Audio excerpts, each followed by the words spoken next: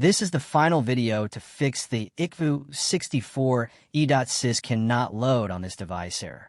Are you also facing this problem where Windows shows this error and prevents your system from running properly?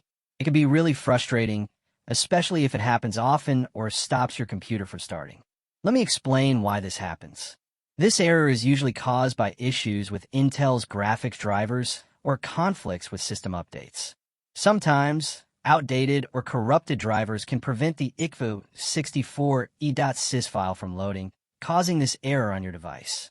You may have already seen many tutorials on YouTube or Facebook, but most of them are long, confusing, and hard to follow.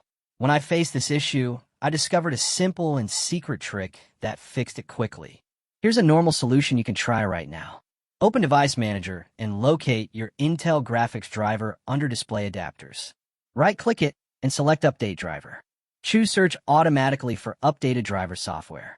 If that doesn't work, you can uninstall the driver and download the latest version directly from Intel's official website, then restart your computer. For most users, this method fixes the problem immediately. If it still doesn't work, don't worry. I can make a full step-by-step tutorial showing all the ways to fix the iqvw64e sys error safely. Comment down below if you wanted to make that full video.